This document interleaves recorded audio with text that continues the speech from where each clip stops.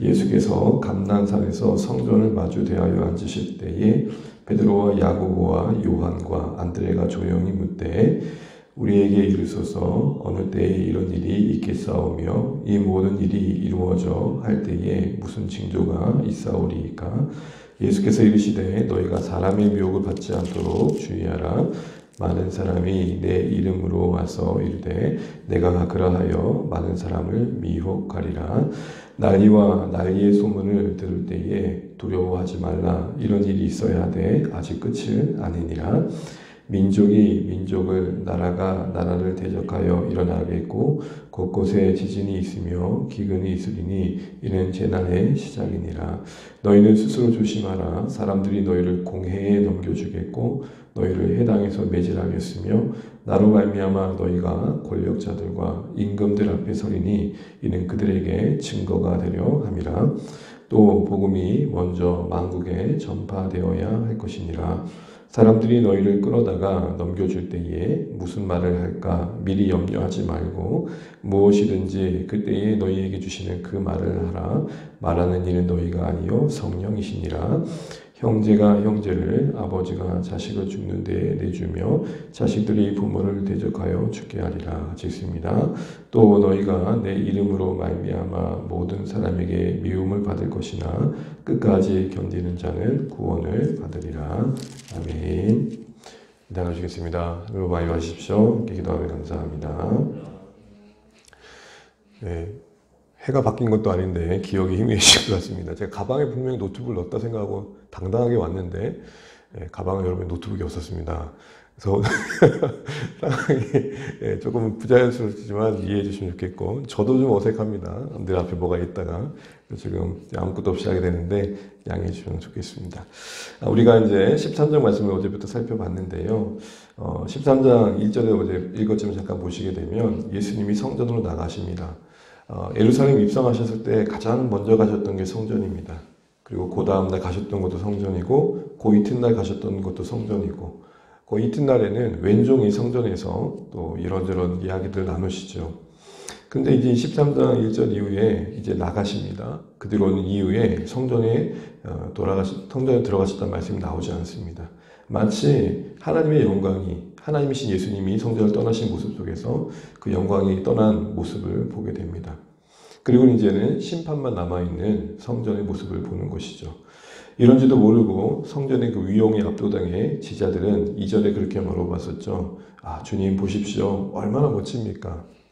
심판을 볼 수 없는, 심판을 헤아리지 못한 세상은 늘 그럴 수 있다 생각됩니다. 그런 중에도 예수님이 하셨던 말씀이 제자들에겐 충격이었던 것이 저들 생각 속에서는 성전이 망할 리가 없다. 이런 생각 속에 있었던 그들에게 궁금함이 일어나고 염려가 일어나서 묻습니다. 3절에 이렇게 묻지요. 예수께서 감난산의 성전을 마주 대하여 앉으셨을 때에 베드로와 야고보와 요한과 안드레가 조용히 묻되. 여러분 이게 약간은 의미를 부여할 수 있는 표현 중에 하나가 뭐냐면 성전을 마주 대하시는 예수님입니다. 지금 현재 이 상황은 앞의 맥락에서 보게 되면 이제는 성전을 떠나신 예수님의 입장에서 성전을 마주 바라보고 계십니다. 마치 성전과 예수님은 거리가 있어 보입니다.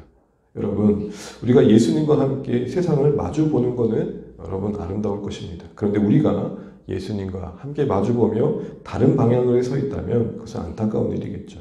마치 성전이 지금 그런 위치에 서 있습니다. 그런 상황 속에서 제자들이 물을 때에 궁금했던 거죠. 어떻게 됩니까? 그러면 4절에 이렇게 물어봅니다. 우리에게 이르소서 어느 때에 이런 일이 있겠사오며 이 모든 일이 이루어져야 할 때에 무슨 징조가 있겠습니까? 징조는 묻습니다. 그리고 언제 이런 일이 일어날지를 묻습니다. 어느 시점이며 그 시점을 두고 앞으로 무슨 일이 있을지를 묻는 것이죠. 그에 대한 예수님의 대답입니다. 그래서 5절부터 우리가 오늘 13절까지 읽었지만 37절까지의 내용이 바로 그 제자들에 대한 답을 담고 있습니다. 주 내용은 예루살렘의 성전이 언제 임할지 그때에 앞서서 어떤 징조가 있을지에 대한 이야기를 하고 계십니다. 그런데 가만히 읽다 보면 예루살렘 성전에 관한 이야기만 하시는 게 아니라 그 예루살렘 성전의 멸망을 가지고 앞으로 일어날 일들을 이야기하십니다. 그리고 그 앞으로 일어날 일들은 바로 재림의 날을 말합니다. 그러니까 두 가지 사건을 같이 얘기하는 것이죠. 성전의 멸망과 그 뒤에 한참 일어난 세상에 대한 멸망, 심판. 이렇게 두 가지 사건, 가까운 미래와 먼 미래의 사건을 동시에 다루는 것을 신학적인 표현으로는 이중 예언의 성취다라고 말합니다. 예루살렘의 멸망은, 성전의 멸망은 이미 우리 시점에서는 이루어진 일들이죠. 그러나 당시 제자들 입장에서는 앞으로의 가까운 미래였습니다. 근데 이것이 가까운 미래의 일을 앞으로 이루어질 먼 미래인 심판의 날과 연결시키는 것은 분명한 성취를 말씀해 주시는 겁니다. 예루살렘의 멸망이 말씀하신 대로 설마 일어나겠어 했던 일들이 일어났듯이 정말 주님 오겠어 하는 그 주님의 날들이 반드시 올 것을 함께 보게 하시는 거죠.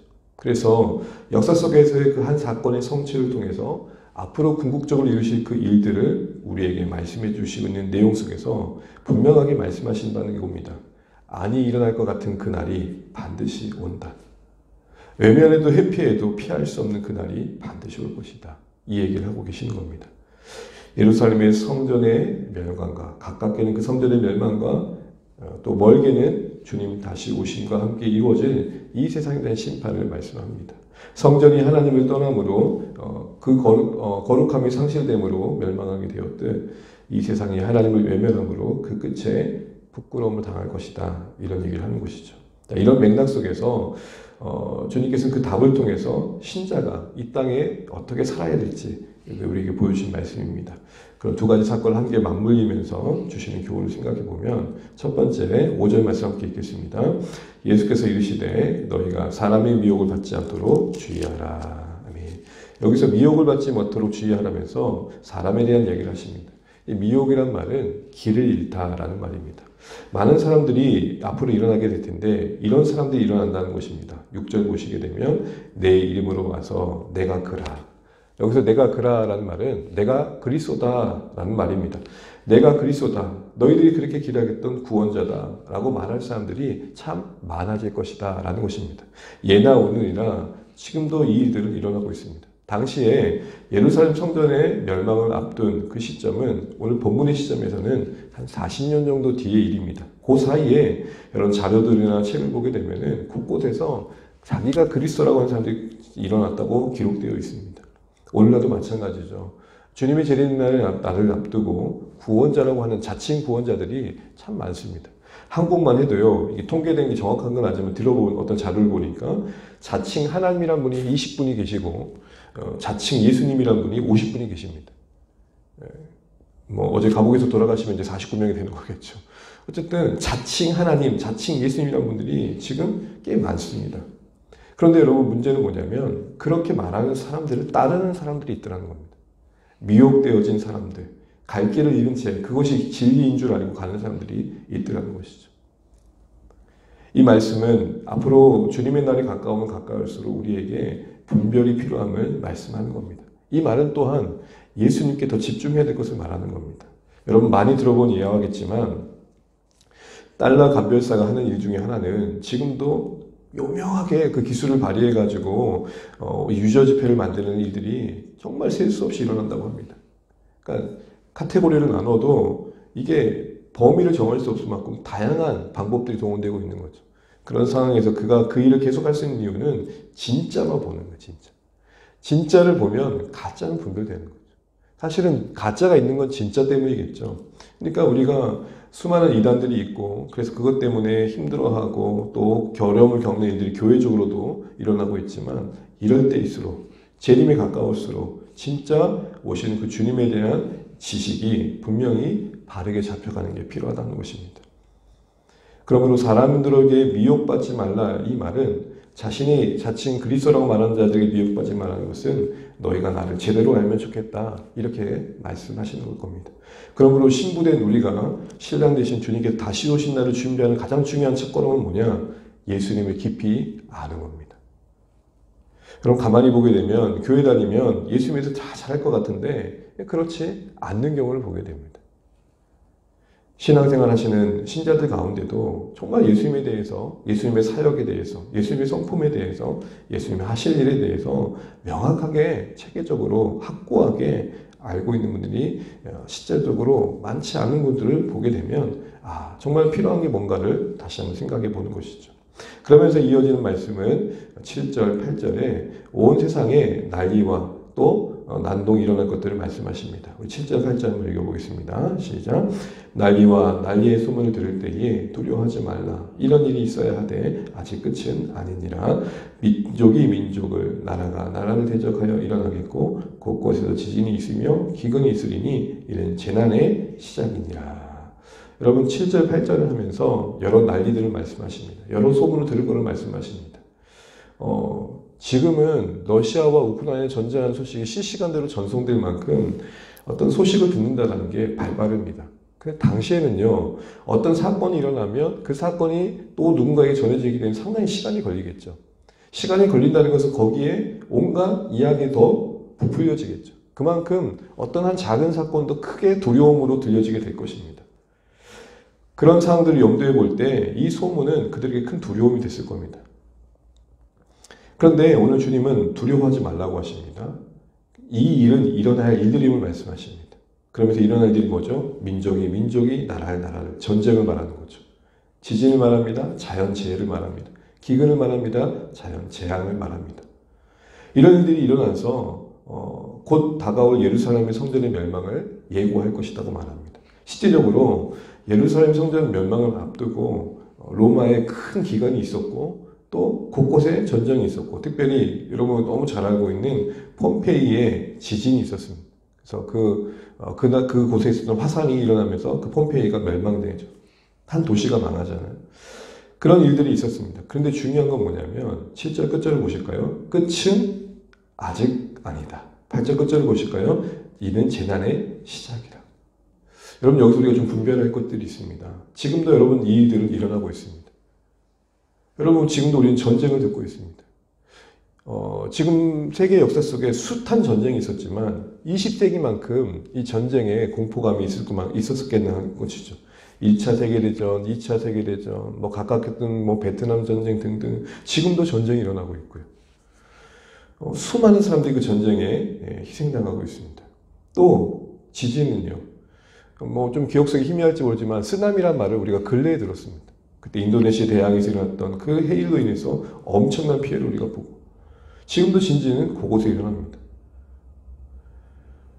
우리나라만 봐서 그럴지 몰라도 전 세계적으로 보게 되면 기근까지 해서 참 곳곳에서 이런 모든 일들이 일어나고 있습니다. 그런데 중요한 것은 이것이 끝이 아니라 시작이라고 말씀하십니다.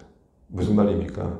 마치 이런 일들을 통해서 당장 내일이라도 지구가 멸망할 것처럼 종용하고 끝을 종용하면서 두려움을 부추기는 사람이 있다면 그것도 합당치는 않을 것이다 말합니다. 무슨 말입니까? 일어날 일들입니다. 이 일들을 우리는 봐야 될 것입니다. 경험하게 될 것입니다. 그러나 그것 때문에 당장 내일이 끝날 것처럼 끝을 종용하는 사람이 있다면 그것도 아니라는 거죠. 언제일지 모르나 임하게 될 그날을 우리는 직감하고 다음 날 보겠지만 그걸 통해서 깨어있고 분별하는 건 필요하겠지만 그것 때문에 마치 모든 것이 끝난 것처럼 두려움을 부추기는 것은 아니라는 것이죠. 이제는 9절부터 13절까지에서는 이제 신자들에게 필요한 자들도 구체적으로 얘기하십니다. 우리 9절 한번 읽어보겠습니다. 시작. 너희는 스스로 조심하라. 너희를 공회에 넘겨주겠고 다시 한번 읽겠습니다. 9절입니다. 너희는 스스로 조심하라. 사람들이 너희를 공회에 넘겨주겠고 너희를 회당에서 매질하겠으며 나로 말미암아 너희가 권력자들과 임금들 앞에 서리니 이는 그들에게 증거가 되려 함이라. 중요한 표현이 나옵니다. 증거가 되려 합니다. 여러분 예수님이 승천하신 이후에 여러분 사도행전 역사를 보게 되면 제자들이 얼마나 고난을 당합니까? 당시의 산헤드린 공회에 그들이 넘겨져서 매질당하기도 하고 또 야고보는 첫 순교를 당하기도 합니다. 그런 중에 여러분 복음이 전파되죠. 근데 특별히 10절 말씀을 보게 되면 복음이 먼저 만국에 전파되어야 할 때 이 만국은 예루살렘 성전의 멸망과 관련한다면 로마를 뜻합니다. 그러니까 재림의 징조와 관련된 뜻한다면 온 세계를 말하겠지만 예루살렘 성전의 멸망과 앞둔 말씀이라고 본다면 당시에는 전 세계로 여겨졌던 로마를 뜻합니다. 그래서 여러분 예루살렘 성전을 앞두고 바울의 전도 여행 속에서 곳곳에 복음이 전해지죠. 로마 곳곳에. 이루어진 말씀임을 우리가 봅니다. 그런데요, 우리 9절 끝을 보시면 아까 봤던 것처럼 그렇게 넘겨지겠고 고난받을 건데, 근데 그게 그들에게 세상 속에 증거가 된다고 말합니다. 우린 여기서 하나님 나라 그 복음이 신자들의 인생 속에서 전해지는 하나님의 일하심을 봅니다.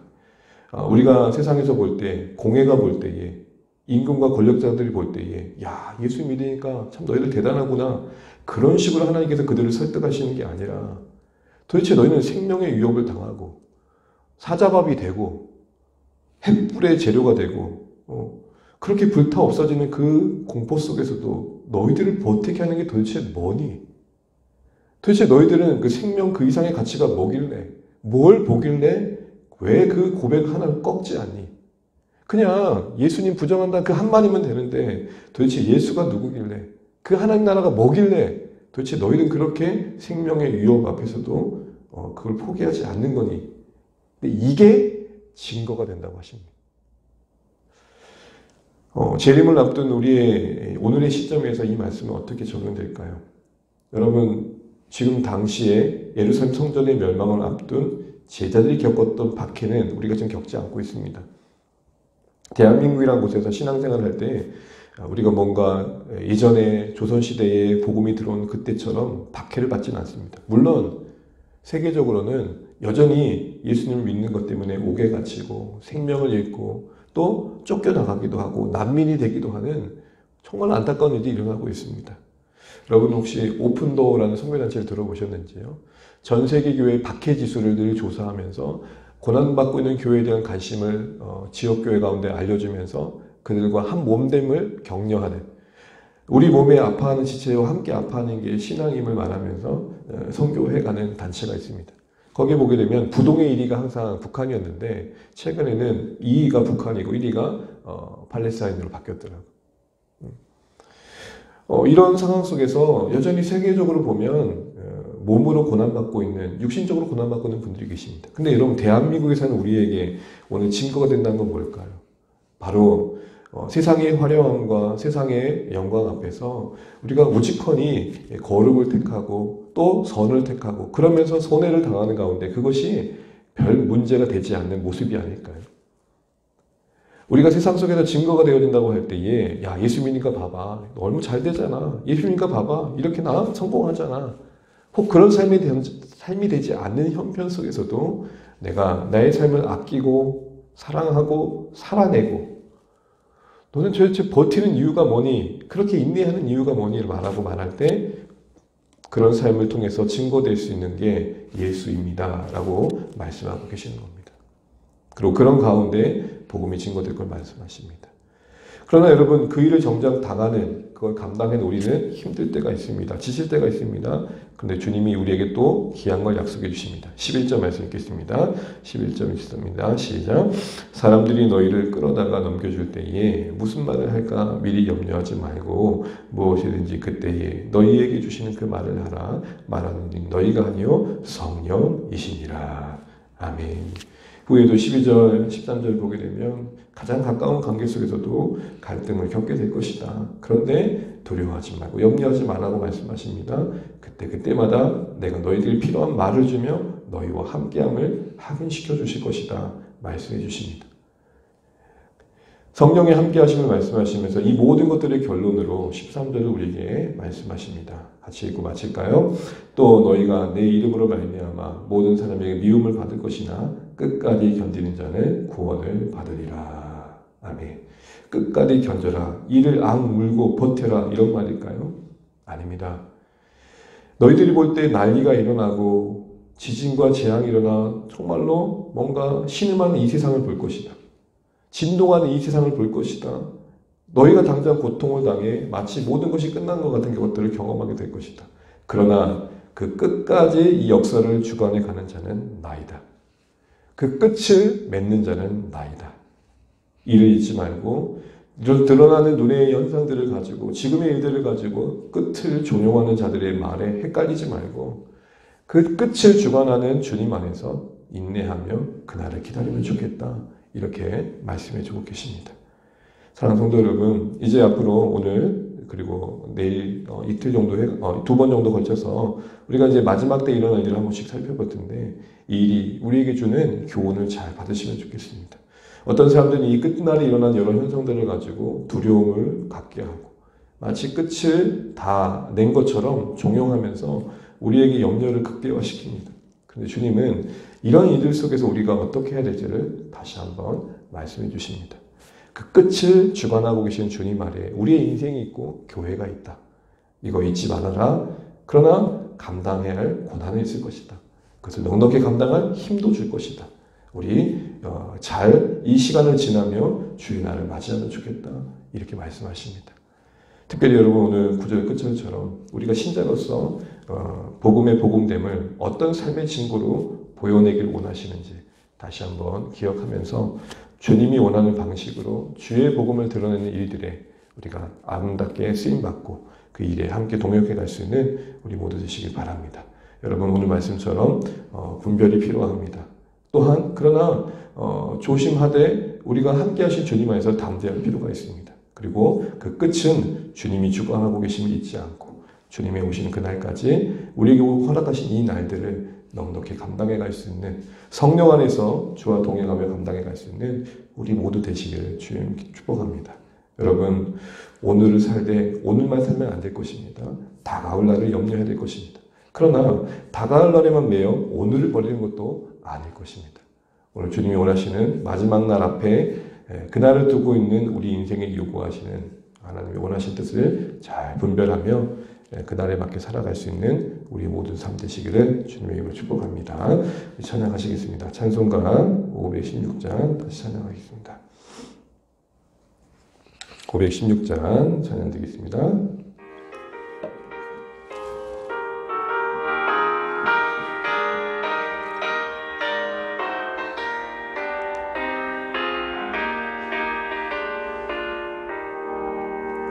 오른 길 따르라 의의 길을 세계 만민의 잠든 길, 이 길 따라서 살 길을 온 세계에 전하세.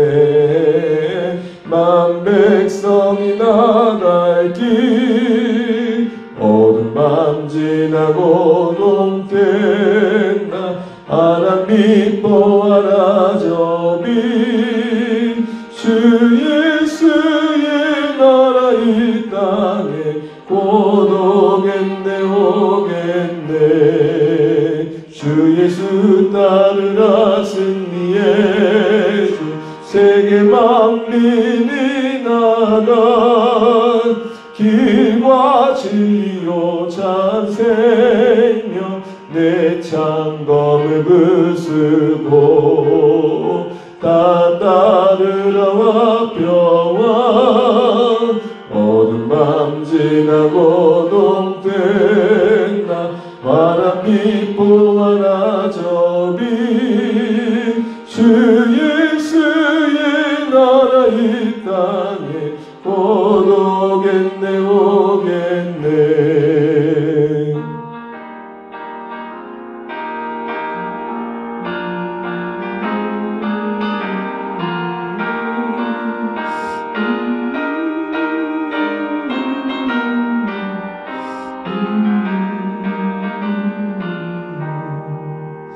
놀라운 이 소식 알리어라. 세계 만민을 구하려 내 주 예수를 보내신 참 사랑의 하나님.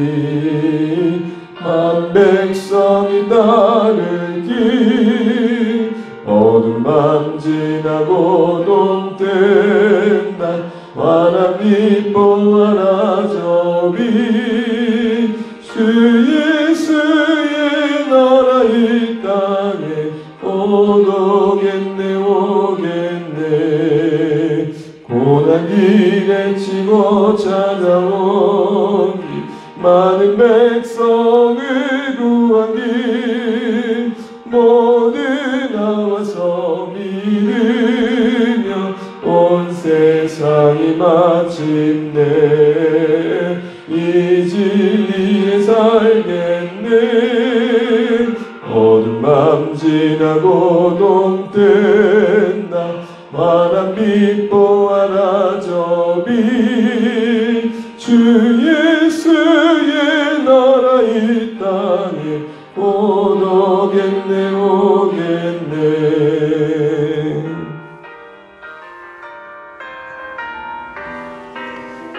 네, 우리 시간에 주신 말씀 이렇게 붙들고 기도하면 좋겠습니다.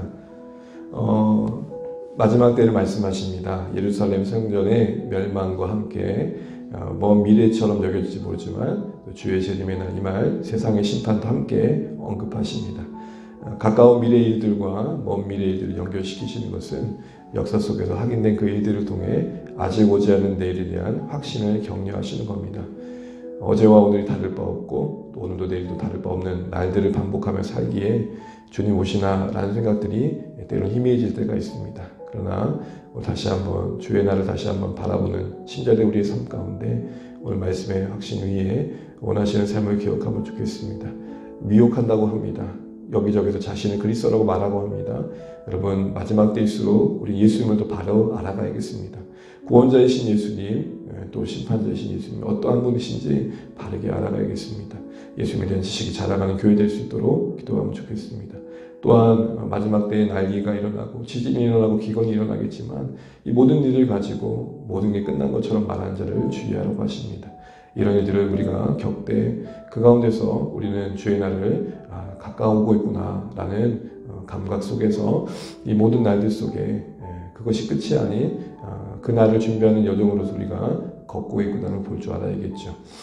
또한 복음이 전파되는 가운데 우리에게 필요한 증거된 삶의 모습이 무엇인지 말씀해 주셨습니다. 우리가 무엇을 증거로 삼고자 하는지 돌아보면 좋겠습니다. 혹 세상이 원하는 기대하는 그것을 우리가 이름으로 예수님 믿으면 이렇게 되잖아. 이런 모습을 혹시 우리도 기대하고 있지 않은지 돌아봅니다. 우리가 고난 중에도 인생의 무거운 그 삶을 살아가는 중에도 우리가 살아갈 이유가 있고 오늘도 삶을 이어가야 이유가 있는 소망이 있는 자로서 우리 삶이 증거되어져서 우리 안에 하나님 나라가 하나님 원하시는 방식으로 증거될 수 있도록 기도하시면 좋겠습니다. 마지막으로 끝까지 인내하라 하십니다. 이 모든 말씀은 우리가 신음하는 이 세상을 보고 소동하는 이 세상을 지나가겠지만 끝은 내가 맺는다 말씀하시는 겁니다. 주권자이신 주님 안에서 우리가 거하고 있음을 인정하면서 두렵지만 염려되지만 주님 품 안에 성령 안에 있음을 기억하면서 담대히 우리의 주의 날을 준비하는 우리의 삶이 되게 해달라고 기도하시면 좋겠습니다. 재림에 대한 마지막 날에 대한 바른 신앙의 삶을 살아가는 우리 신앙이 될 수 있도록 기도해 주십시오. 주원의 교회 기도해 주시고 자녀들 위해 기도해 주시고 또 우리 VIP를 위해 기도해 주시고 우리 사랑하는 가족들을 위해 기도해 주시고 세우신 교회들이 마지막 때에 깨어 있어 주의 날을 예비하도록 기도해 주십시오. 특별히 저희 교회 안에 설립 예배 때 감사 격려사를 주셨던 그 항병화 목사님 어제 별세하셨습니다. 폐암을 별세하셨는데 남겨진 사모님 가족들에게 은혜 위로해 주시고 오늘 내일까지 장례가 있는데 그 목사님의 그 목회 여정에 그런 남겨진 눈물과 씨앗들이 계속해서 하나님께 열매며가는 또 남겨진 교회가 되었으면 좋겠습니다. 첫가 교회를 위해서도 기도해 주시면 좋겠습니다. 이런 모든 일들이 교회가 다시 한번 든든히 세워져가는 가정이 되게 해달라고 기도해 주시면 좋겠습니다. 그 가정에 위로가 임할 수 있도록 또 첫가 교회에 하나님의 은혜가 있도록 기도해 주십시오. 이 시간 우리 또 각자 기도 제목 가지시고 기도하시면 좋겠습니다. 기도하겠습니다. 하나님 아버지 은혜를 감사합니다. 우리가 주의 은혜 안에서 이렇게 주와 동행합니다. 주님 우리를 붙들어 주시고 역사하여 주시옵소서.